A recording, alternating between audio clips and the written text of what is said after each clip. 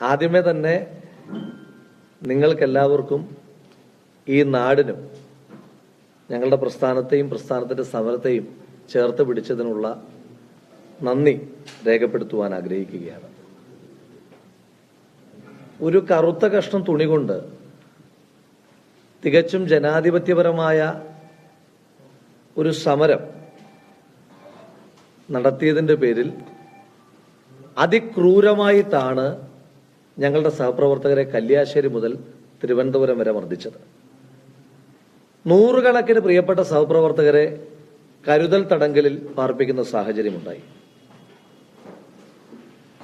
നിരവധി സഹപ്രവർത്തകർക്കെതിരായിട്ട് കോടതിയുടെ വരാന്തയിൽ പോലും നിൽക്കാത്ത തരത്തിലുള്ള കള്ളക്കേസുകൾ ഫ്രെയിം ചെയ്യുന്ന സാഹചര്യമുണ്ടായി. എത്ര ഇടങ്ങളിലാണ് പെൺകുട്ടികളായിട്ടുള്ള സമര പോരാളികളുടെ വസ്ത്രം ബോധപൂർവം പോലീസ് വലിച്ചു കീറുന്ന സാഹചര്യമുണ്ടായത്. പെൺകുട്ടികളുടെ തലമുടിയിൽ ബൂട്ടുകൊണ്ട് ചവിട്ടി തെരുവിലൂടെ അവരെ വലിച്ചിഴയ്ക്കുന്ന സാഹചര്യമുണ്ടായി. ഞാൻ ഉൾപ്പെടെയുള്ള യൂത്ത് കോൺഗ്രസിന്റെ നിരവധി പ്രവർത്തകർ ഈ സർക്കാർ എടുത്ത കേസുകളുടെ പേരിൽ ജനാധിപത്യപരമായ സമരം ചെയ്തതിന്റെ പേരിൽ ഇരുമ്പഴിക്കുള്ളിലാകുന്ന സാഹചര്യമുണ്ടായി. ചെടിച്ചട്ടി കൊണ്ട് തലക്കടിച്ചും ഹെൽമറ്റ് വെച്ച് അതിക്രൂരമായി മർദ്ദിച്ചും കൊലപ്പെടുത്തുവാൻ ശ്രമിച്ച ഗുണ്ടാ സംഘത്തിന് ജീവൻ രക്ഷാ സേന എന്ന പേര് നൽകിക്കൊണ്ട് കേരളത്തിന്റെ മുഖ്യമന്ത്രി അക്രമത്തിന്റെ രക്ഷകർത്താവായി മാറുന്ന സാഹചര്യം നമ്മൾ കണ്ടു. കോടതി പോലും ജാമ്യമില്ലാ വകുപ്പ് പ്രകാരം FIR രജിസ്റ്റർ ചെയ്യണമെന്ന് പറഞ്ഞ പോലീസിലെ ഗുണ്ടാ പടയാളികൾക്ക് ഗുഡ് സർവീസ് എൻട്രി മുഖ്യമന്ത്രി നേരിട്ട് കൊടുക്കുന്ന സാഹചര്യമുണ്ടായി. സമരം റിപ്പോർട്ട് ചെയ്തതിന്റെ പേരിൽ മാത്രം നിരവധി മാധ്യമപ്രവർത്തകർക്കെതിരായിട്ട് ഗൂഢാലോചന കേസുകൾ എടുക്കുന്ന സാഹചര്യമുണ്ടായി. ഒരു ചെറിയ എതിർശബ്ദത്തെ പോലും ഇത്ര ക്രൂരമായും രൂക്ഷമായും അടിച്ചമർത്തുന്ന ഈ പ്രവണതയെ അപ്രഖ്യാപിത അടിയന്തരാവസ്ഥ എന്നല്ലാതെ വേറെ എന്തെങ്കിലും വിളിക്കാൻ നമുക്കുണ്ടോ? അങ്ങനെ ഈ അപ്രഖ്യാപിതമായ അടിയന്തരാവസ്ഥ നടത്തിയതിനു വേണ്ടിയിട്ടാണ് നവകേരള സദസ്സ് എന്നൊരു ധൂർത്ത് ബസ് ഈ കേരളത്തിന്റെ പൊതുവീതിയിലൂടെ ഓടിക്കുവാൻ വേണ്ടിയിട്ടാണ്. ഇത്രയൊക്കെ ഉരുക്കുമുഷ്ടി കൊണ്ട് സമരത്തെ അമർച്ച ചെയ്യുവാൻ ശ്രമിച്ചിട്ടും ഞങ്ങൾ ചോദിക്കുവാൻ ആഗ്രഹിക്കുന്ന ചോദ്യം, സർക്കാർ ഈ അപ്രഖ്യാപിതമായ അടിയന്തരാവസ്ഥ പ്രഖ്യാപിച്ചിട്ട് കൂടി ഈ നവകേരള സദസ്സ് എന്ന ധൂർത്ത് വണ്ടി കൊണ്ട് കേരളത്തിന്റെ പൊതുസമൂഹം എന്ത് നേടി എന്ന് വിശദീകരിക്കുവാൻ ഈ സർക്കാർ തയ്യാറാകണം. ഞാനടക്കമുള്ള യൂത്ത് കോൺഗ്രസിന്റെ സഹപ്രവർത്തകർ ജയിലിൽ കിടക്കേണ്ടി വന്ന സാഹചര്യം എന്താണ്? നമ്മുടെ നാട്ടിൽ ഈ ധൂർത്തിന്റെ വണ്ടി അതിരാവിലെ ഓടുമ്പോഴാണ് 5 മാസത്തിലധികമായി നമ്മുടെ നാട്ടിലെ സാമൂഹിക സുരക്ഷാ പെൻഷനുകൾ മുടക്കം വരുന്ന സാഹചര്യം ഉണ്ടായത്. കർഷകാത്മഹത്യകൾ തുടർക്കഥയായി മാറുന്ന സാഹചര്യമുണ്ടായി. വിലക്കയറ്റം ദൈനംദിന വാർത്തയായി മാറി. സപ്ലൈകോയിലൂടെ മറ്റും ലഭിക്കുന്ന സബ്സിഡി ഐറ്റങ്ങൾക്ക് പോലും ചരിത്രത്തിൽ കേട്ടുകേൾവിയില്ലാത്ത രീതിയിലുള്ള വിലക്കയറ്റമുണ്ടായി. സർക്കാർ നൽകുന്ന ഓരോ സേവനത്തിന്റെ ഫീസ് വർദ്ധിപ്പിക്കുന്ന സാഹചര്യമുണ്ടായി. കറണ്ട് ചാർജ്, വെള്ള ചാർജ് എന്നു വേണ്ട അത്തരത്തിലുള്ള എല്ലാ സേവനങ്ങൾക്കും സർക്കാർ നികുതിയോ ചാർജോ വർദ്ധിപ്പിക്കുന്ന സാഹചര്യമുണ്ടായി. ഇന്ന് പോലും ഒരു പ്രധാനപ്പെട്ട മാധ്യമത്തിൽ വന്ന വാർത്ത, കോക്ലിയർ ഇംപ്ലാന്റേഷൻ സർജറി അപേക്ഷിച്ച കുട്ടികൾക്ക് പണം കൊടുക്കുവാൻ സർക്കാർ വിസമ്മതിക്കുന്നു എന്നുള്ള വാർത്തയാണ്. കേരളത്തിലെ പ്രധാനപ്പെട്ട ആശുപത്രികളിൽ മരുന്നുകളില്ലാത്ത വാർത്ത നിത്യവും നിങ്ങൾ റിപ്പോർട്ട് ചെയ്യുന്നു. ഇതെല്ലാം ഈ നാട്ടിൽ നടക്കുമ്പോൾ അതിനെതിരായി സമരം ചെയ്തതിന്റെ പേരിൽ 9 ദിവസമല്ല ഈ സർക്കാരിന്റെ പോലീസ് എടുത്തിരിക്കുന്ന വിവിധ വകുപ്പുകൾ പ്രകാരം അവർ പറയുന്ന പരമാവധി ശിക്ഷയായ 10 വർഷം കഠിന തടവിന് വിധിച്ചാലും ഈ സമരത്തിൽ നിന്ന് ഒരടി പോലും പിന്നോട്ട് പോകുവാൻ യൂത്ത് കോൺഗ്രസ് ഒരുക്കമല്ല എന്ന് സൂചിപ്പിക്കാനായിട്ട് ആഗ്രഹിക്കുകയാണ്. നമ്മുടെ നാട്ടിലെ ജനങ്ങളെ ഈ സർക്കാരിൽ നിന്ന് മോചിപ്പിക്കുവാനുള്ള ഉത്തരവാദിത്തം, ജനങ്ങളുടെ മോചനത്തിന്റെ ഉത്തരവാദിത്തം ഈ നാട്ടിലെ യുവത ഏറ്റെടുക്കുകയാണ്. ആ യുവതയെ മുന്നിൽ നിന്ന് നയിക്കാനായിട്ടുള്ള ധാർമ്മികമായ ഉത്തരവാദിത്തം അത് യൂത്ത് കോൺഗ്രസ് ഏറ്റെടുക്കുകയാണ്. എതിർശബ്ദങ്ങളെ നിശബ്ദമാക്കുവാൻ ശ്രമിച്ചിട്ടുള്ള എല്ലാ ഏകാധിപതികളും ചരിത്രത്തിൽ തമസ്കരിക്കപ്പെട്ടിട്ടുള്ളതിന്റെ ഉദാഹരണം കേരളത്തിന്റെ അഭിനവ ചക്രവർത്തി കൂടി ഈ അമിതാധികാര പ്രയോഗമെല്ലാം നടത്തുമ്പോൾ ഒന്നോർക്കുന്നത് നല്ലതായിരിക്കുമെന്ന് സൂചിപ്പിക്കാനായിട്ട് ആഗ്രഹിക്കുകയാണ്. ഇപ്പോ സർക്കാർ പറയുന്ന വാക്ക് കേട്ട് സർക്കാരിന്റെയും മുഖ്യമന്ത്രിയുടെയും പാർട്ടിയുടെയും ഗുഡ് എൻട്രിക്ക് വേണ്ടി അമിതമായി ഷോ നടത്തുന്ന പോലീസ് ഉദ്യോഗസ്ഥന്മാരോട് സൂചിപ്പിക്കാനായിട്ടുള്ളത്, അടുത്ത മാസം തൊട്ട് നിങ്ങൾ ഉപയോഗിക്കുന്ന വാഹനങ്ങളുടെ ഡീസൽ നൽകില്ല എന്ന് പെട്രോൾ പമ്പ് ഉടമകൾ തീരുമാനിച്ചിരിക്കുകയാണ്.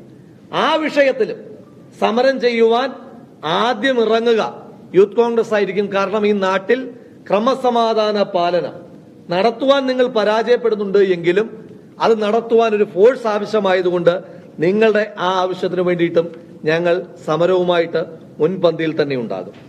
എന്തായാലും സർക്കാരിനെതിരായിട്ടുള്ള ജനങ്ങളുടെ മോചന സമരത്തിന്റെ തുടക്കമാണ് ഇത് എന്ന് സൂചിപ്പിക്കാനായിട്ട് ആഗ്രഹിക്കുകയാണ്. പിണറായി സർക്കാരിന്റെ ഒടുക്കത്തിന്റെ തുടക്കം ഇവിടെ നിന്ന് ആരംഭിക്കുകയാണ്.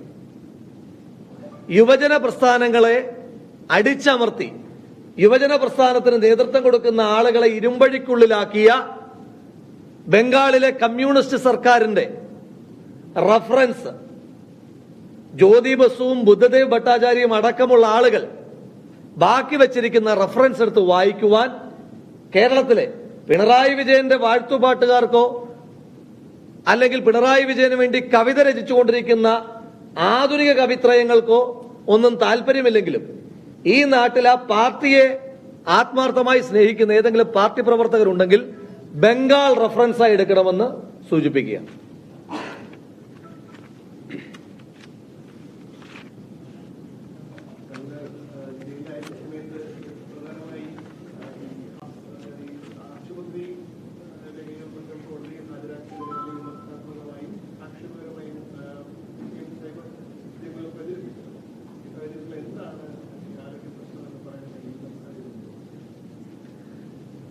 ഈ സൈബർ ഇടത്തിലെ CPM-ന് വേണ്ടിയിട്ട് പ്രവർത്തിക്കുന്ന കൃമികീടങ്ങൾക്ക് മറുപടി കൊടുക്കുവാൻ ഞാൻ ആഗ്രഹിക്കുന്നില്ല. പക്ഷേ അതിന്റെ കുറച്ചുകൂടി വെരിഫൈഡ് ആയിട്ടുള്ള ഒരു വേർഷൻ സംസ്ഥാന സെക്രട്ടറി ശ്രീ MV ഗോവിന്ദന്റേതാണ്.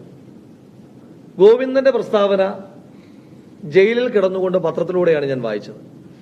അതിനുശേഷം എന്നെ കാണുവാൻ വന്ന എന്റെ നേതാക്കന്മാരും സമൂഹത്തിന്റെ വിവിധ മേഖലയിൽ പ്രവർത്തിക്കുന്ന ആളുകളും എല്ലാം പറഞ്ഞതിന്റെ അടിസ്ഥാനത്തിൽ, എന്റെ കൂടി വിശ്വാസത്തിന്റെ അടിസ്ഥാനത്തിൽ ഗോവിന്ദനെതിരായിട്ട് വക്കീൽ നോട്ടീസ് അയച്ചിട്ടുണ്ട്. ഞാൻ CPM-ന്റെ സംസ്ഥാന സെക്രട്ടറിയെ അദ്ദേഹത്തിനൊരു സൈബർ സഖാവിന്റെ പരിപ്രേക്ഷത്തിനപ്പുറം എന്തെങ്കിലും ഉണ്ട് എങ്കിൽ അദ്ദേഹത്തെ ഞാൻ ഓപ്പൺ ചലഞ്ച് ചെയ്യാൻ ആഗ്രഹിക്കുകയാണ്. ഉത്തരവാദിത്തപ്പെട്ടൊരു പൊതുപ്രവർത്തകൻ എന്ന നിലയിൽ അദ്ദേഹം നിശ്ചയിക്കുന്ന ദിവസം തിരുവനന്തപുരത്ത് ഞാനും അദ്ദേഹവും ഒരുമിച്ച് ഞാൻ ചികിത്സയിൽ ഉണ്ടായിരുന്ന സ്വകാര്യ മെഡിക്കൽ കോളേജിൽ പോകുവാൻ തയ്യാറാണ്. സ്വകാര്യ മെഡിക്കൽ കോളേജിൽ പോയി അവിടുത്തെ ചികിത്സാ രേഖകൾ അദ്ദേഹത്തിന് നേരിട്ട് പരിശോധിക്കാം. ഡിസ്ചാർജ് സമ്മറി മാത്രമാക്കേണ്ട, ഞാൻ സ്വീകരിച്ചിട്ടുള്ള മരുന്നുകൾ എന്തൊക്കെയാണ്, ഞാൻ എത്ര ദിവസം അവിടെ അഡ്മിറ്റ് ആയിരുന്നു, ഇനി ഞാൻ അവിടെ കിടന്നിട്ട് തന്നെ ഉണ്ടോ, അതിനകത്ത് സംശയമുണ്ടെങ്കിൽ CCTV ഫൂട്ടേജ് അടക്കം ശ്രീ MV ഗോവിന്ദന് കൊടുക്കുവാൻ ഞാൻ കൂടി ആ ആശുപത്രി അധികൃതരോട് റിക്വസ്റ്റ് ചെയ്യാം. നിരുത്തരവാദിത്തപരമായ പ്രസ്താവന പറയുന്ന ഗോവിന്ദൻ ആ പ്രസ്താവനയിൽ ഉപയോഗിച്ചിരിക്കുന്ന വാക്കുകളോട് ആത്മാർത്ഥതയുണ്ടെങ്കിൽ ഈ വെല്ലുവിളി സ്വീകരിച്ച് ഒരുമിച്ച് അദ്ദേഹം നിശ്ചയിക്കുന്ന സമയത്ത്, അദ്ദേഹത്തിന് നിരവധി തിരക്കുകളുണ്ട്, കാരണം പിണറായി വിജയനെ പാടിപ്പുകഴ്ത്തി നടക്കേണ്ടുന്ന ഉത്തരവാദിത്വം അദ്ദേഹമാണ് ഏറ്റെടുത്തിരിക്കുന്നത്. അപ്പൊ ആ പാടിപ്പുകഴ്ത്തലിന് ശേഷം എന്നാണോ അദ്ദേഹത്തിന് ഒഴിവുള്ളത്, ആ ഒഴിവുള്ള ദിവസം നേരത്തെ അറിയിച്ചാൽ നമുക്ക് ഒരുമിച്ച് പോയി, നിങ്ങൾ മാധ്യമ പ്രവർത്തകരുടെ കൂടി സാന്നിധ്യത്തിൽ പോയി നമുക്ക് പരിശോധിക്കാം. ഞാനത് ഏതെങ്കിലും ഒരു ആനുകൂല്യത്തിന്റെ ഭാഗമായി പറഞ്ഞതല്ല. ചികിത്സയുടെ കാര്യങ്ങൾ കോടതിയിൽ ആദ്യം പറഞ്ഞതാരാ? അന്ന് കോടതി റിപ്പോർട്ട് ചെയ്തിട്ടുള്ള മാധ്യമ സുഹൃത്തുക്കൾ എന്റെ മുന്നിൽ ഇരിപ്പുണ്ടല്ലോ. ചികിത്സയിലായിരുന്നു എന്ന വാദം ആദ്യമായി മുന്നോട്ട് വെച്ചത് പ്രോസിക്യൂഷനാണ്, പോലീസിന് വേണ്ടി പ്രോസിക്യൂഷനാണ്. അല്ലെങ്കിൽ നിങ്ങൾ പറ, കോടതി ചോദിച്ചു ഇയാളെ വീട് വളഞ്ഞ് അറസ്റ്റ് ചെയ്യാനായിട്ടുള്ള സാഹചര്യം എന്തായിരുന്നു, പശ്ചാത്തലം എന്തായിരുന്നു എന്ന് ചോദിച്ചപ്പോ 5 ദിവസക്കാലം ആശുപത്രിയിൽ ചികിത്സയിലായിരുന്നു എന്ന് പ്രോസിക്യൂഷൻ പറഞ്ഞതിന്റെ അടിസ്ഥാനത്തിലാണ് എന്റെ വക്കീൽ അതിന്റെ രേഖകൾ സമർപ്പിച്ചത്. ഈ സർക്കാരിൽ നിന്ന് ഏതെങ്കിലും ഒരു മെഡിക്കൽ ആനുകൂല്യമൊന്നും എനിക്ക് വേണ്ട. ഞാൻ എന്റെ വക്കീലിനോട് കൃത്യമായി പറഞ്ഞിരുന്നു, ഞാൻ ജയിലിലായപ്പോഴും പറഞ്ഞിരുന്നു, സെഷൻസ് കോടതിയിൽ അപ്പീൽ പോകുമ്പോഴും പറഞ്ഞിരുന്നു, മെഡിക്കൽ ഗ്രൗണ്ടിലുള്ള ഒരു ജാമ്യവും എനിക്ക് വേണ്ട. അങ്ങനെ സമരം ചെയ്യുമ്പോൾ ജയിലിലാകുമെന്ന് ആശങ്കയുള്ള ആളുകളല്ലല്ലോ നമ്മൾ.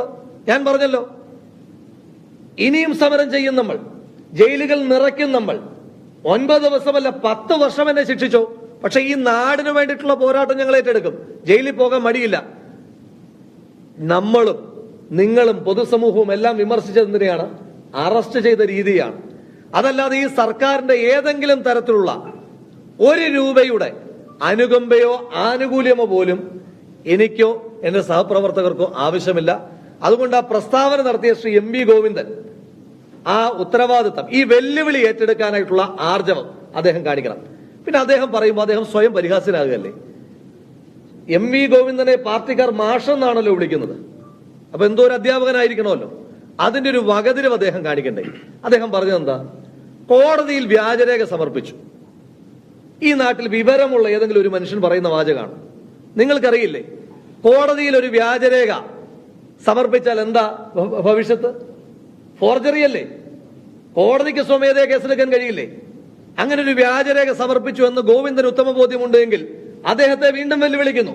അദ്ദേഹം കോടതിയിൽ ഒരു കേസ് പോട്ടെ. ഇനി കോടതി ശ്രദ്ധിക്കാഞ്ഞിട്ടാണെങ്കിൽ, കോടതി അങ്ങനെ ശ്രദ്ധിക്കാതിരിക്കില്ല, നീ കോടതിയുടെ ശ്രദ്ധ പതിയാഞ്ഞിട്ടാണെങ്കിൽ ഇത്രയേറെ കേസുകൾ എടുക്കുന്നതല്ലേ? ഞാൻ വ്യാജരേഖ സമർപ്പിച്ചു എന്നൊരു കേസെടുക്കാൻ എം വി ഗോവിന്ദനെയും ആ പാർട്ടിയും വെല്ലുവിളിക്കുവാൻ ഞാൻ ആഗ്രഹിക്കുക. ഞങ്ങൾക്ക് അതിന്റെ അനുഗമ വേണ്ട. എന്റെ പ്രിയപ്പെട്ട സഹപ്രവർത്തകൻ, ആലപ്പുഴ ജില്ലാ യൂത്ത് കോൺഗ്രസ് കമ്മിറ്റിയുടെ അധ്യക്ഷൻ, ഞാനിപ്പോ അവിടേക്കാണ് പോകുന്നത്, എം പി പ്രവീൺ, ഈ സർക്കാർ അതിക്രൂരമായി മർദ്ദിച്ച് തലയ്ക്ക് രക്തസ്രാവം ഉണ്ടാവുകയും ക്ഷതം സംഭവിച്ചില്ലേ? തിരുവല്ലയിലെ സ്വകാര്യ മെഡിക്കൽ കോളേജിൽ ചികിത്സയിലല്ലേ? വനിതാ ജില്ലാ സെക്രട്ടറിമാരടക്കമുള്ള ആളുകൾ തലയ്ക്ക് പരിക്ക് പറ്റി ആശുപത്രിയിൽ കിടക്കുകയല്ലേ?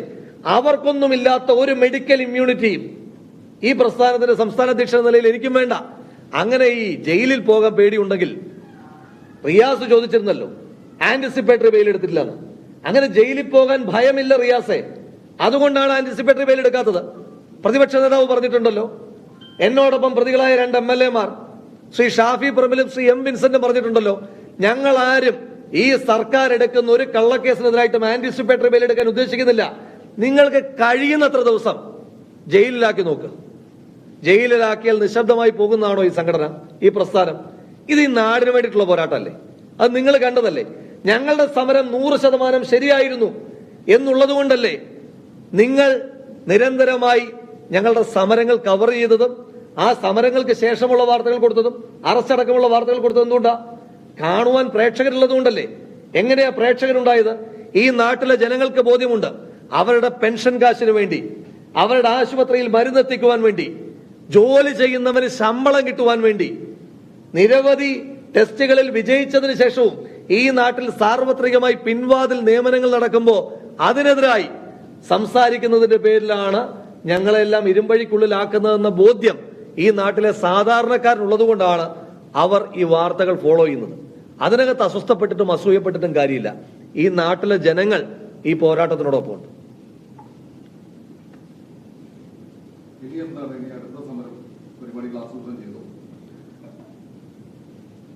നമ്മുടെ നവകേരള സദസ്സ് എന്ന് പറയുന്ന ഒരു ദൂർത്ത് ഈ നാട്ടിൽ നടത്തിയല്ലോ.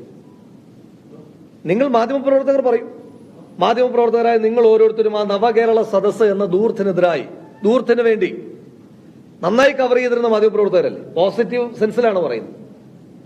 അതുകൊണ്ട് കേരളം എന്താ നേടിയത്? നമുക്ക് ഓഡിറ്റ് ചെയ്യണ്ടേ?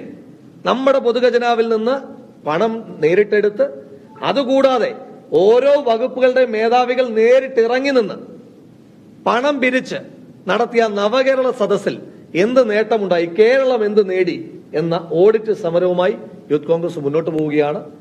അതുകൂടാതെ പോലീസുകാർക്കൊരു വിചാരം ഈ അടുത്തിടെയായിട്ട് രൂപപ്പെട്ടിട്ടുണ്ട്. പിണറായി വിജയൻ ഈ നാട്ടിലെ ഒരു ചക്രവർത്തിയായി മാറിയിരിക്കുന്നുവെന്നും തങ്ങളെല്ലാം കുന്തവും പടച്ചട്ടയുമായി നിൽക്കുന്ന പടയാളികളാണെന്നുമുള്ള ജനാധിപത്യ ബോധമില്ലായ്മ, പഴയ രാജവാഴ്ച അനുസ്മരിക്കുന്ന രീതിയിലുള്ള പ്രവർത്തനങ്ങളുമായി പോലീസുകാർ പോകുന്നുണ്ട്.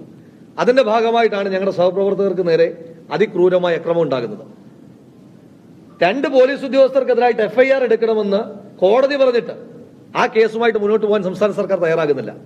അപ്പോ സർക്കാരിന്റെ ആജ്ഞാനുവർത്തികളായി നിയമവിരുദ്ധ പ്രവർത്തനങ്ങൾ നടത്തിക്കൊണ്ടിരിക്കുന്ന പോലീസ് സേനയിലെ ചില ദുഷ്പ്രവണതകൾക്കെതിരായിട്ട് മുൻപ് നടത്തിയതിന് സമാനമായ സമരങ്ങൾ ഞങ്ങൾ ആസൂത്രണം ചെയ്യുകയാണ്. നിയമസഭയൊക്കെ വരികയാണല്ലോ, സമ്മേളനം കൂടാൻ പോവുകയാണല്ലോ, തെരുവിൽ തന്നെ ഉണ്ടാകും. അതുകൂടാതെ UDYFന്റെ ഗ്രേറ്റ് മാർച്ച്, ഞാൻ ജയിലിൽ കഴിയുന്ന സമയത്താണ് പ്രിയപ്പെട്ട എന്റെ സഹപ്രവർത്തകർ ആ സമരം പ്രഖ്യാപിച്ചത്. അതിന് മുൻപ് നമ്മൾ ആലോചിച്ചതാണ്. കേന്ദ്ര സംസ്ഥാന സർക്കാരിന്റെ കൊള്ളരുതായ്മകളെ തുറന്നു കാണിക്കുവാൻ വേണ്ടി UDYFന്റെ നേതൃത്വത്തിലുള്ള ഗ്രേറ്റ് മാർച്ചും ഇതോടുകൂടിയിട്ട് നമ്മൾ അത്തരം സമര പരിപാടികളുമായിട്ട് മുന്നോട്ട് പോവുകയാണ്.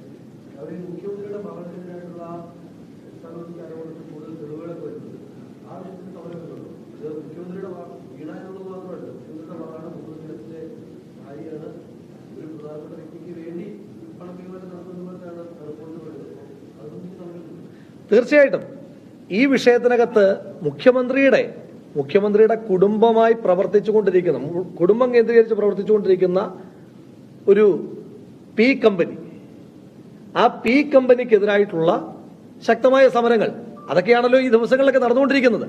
ആ സമരങ്ങൾ അതേപടി തന്നെ തുടരും. മുഖ്യമന്ത്രിയുടെ മകൾ എന്ന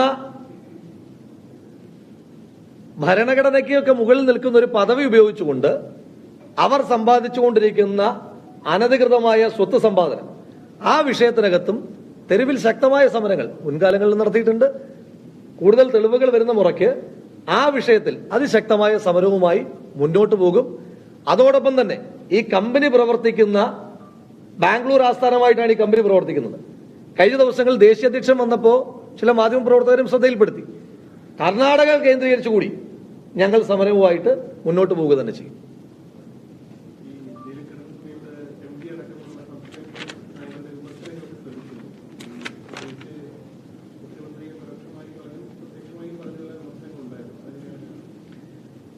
ശ്രീ MT വാസുദേവൻ നായരുടെ വിമർശനം പരോക്ഷമല്ലല്ലോ. പരോക്ഷമാണ് എന്ന് തോന്നുന്നത് ഇപ്പോഴും നിശബ്ദത കവചമാക്കുവാൻ ആഗ്രഹിക്കുന്ന ചില സാംസ്കാരിക മേഖലയിൽ പ്രവർത്തിക്കുന്ന ആളുകൾക്ക് മാത്രമാണ് അത് പരോക്ഷമാണെന്ന് തോന്നുന്നത്. ശ്രീ MT വാസുദേവൻ നായർക്ക് മുഷ്ടി ഉയർത്തിപ്പിടിച്ച് മുദ്രാവാക്യം വിളിക്കുന്ന പ്രവണതയില്ല. അദ്ദേഹം ബാരിക്കേഡിൽ പോയി പോലീസുകാരോട് തള്ളുന്ന ശീലമുള്ള ആളുമല്ല. അദ്ദേഹത്തിന് ചെയ്യുവാൻ കഴിയുന്നത് എന്താണ്? സാംസ്കാരികമായ ഇടപെടലാണ്. ആ സാംസ്കാരികമായ ഇടപെടലിൽ ഞങ്ങൾ നടത്തുന്ന സമരത്തേക്കാൾ ഉയരത്തിലായിരുന്നു MTയുടെ വാക്കുകൾ. എന്താ MT പറഞ്ഞത്? അമിത അധികാര പ്രവണതകൾക്കെതിരായിട്ടാണ് MT വാസുദേവൻ നായർ സംസാരിച്ചത്. ഞങ്ങളുടെ സമരങ്ങളുടെ തുടർച്ചയായി യൂത്ത് കോൺഗ്രസ് സംസ്ഥാന അധ്യക്ഷൻ രാഹുൽ മാങ്കൂട്ടത്തിൽ മാധ്യമങ്ങളെ കാണുകയാണ്. അദ്ദേഹം MV ഗോവിന്ദൻ വെല്ലുവിളിക്കുന്നു. തൻ്റെ മെഡിക്കൽ രേഖകൾ വ്യാജമാണെന്ന് തെളിയിക്കാൻ MV ഗോവിന്ദനും ഒരുമിച്ച് സ്വകാര്യ ആശുപത്രിയിൽ സന്ദർശനത്തിന് തയ്യാറാണെന്നുള്ള വെല്ലുവിളിയാണ് രാഹുൽ മാങ്കൂട്ടത്തിൽ നടത്തുന്നത്. അതോടൊപ്പം തന്നെ യൂത്ത് കോൺഗ്രസിൻ്റെ സമരങ്ങൾ വളരെ ശക്തമായി തന്നെ മുന്നോട്ട് പോകുമെന്നുള്ള മുന്നറിയിപ്പും രാഹുൽ മാങ്കൂട്ടത്തിൽ നടത്തുന്നു. നിയമസഭാ സമ്മേളനം വരാനിരിക്കുകയാണ്. നിയമസഭാ സമ്മേളനം വരാനിരിക്കുന്ന ഒരു സാഹചര്യത്തിൽ തെരുവുകൾ സംഘർഷ സമരഭരിതമാകുമെന്ന മുന്നറിയിപ്പാണ് രാഹുൽ മാങ്കൂട്ടത്തിൽ നടത്തുന്നത്. രാഹുൽ മാങ്കൂട്ടത്തിൻ്റെ വാർത്താ സമ്മേളനം തുടരുകയാണ്.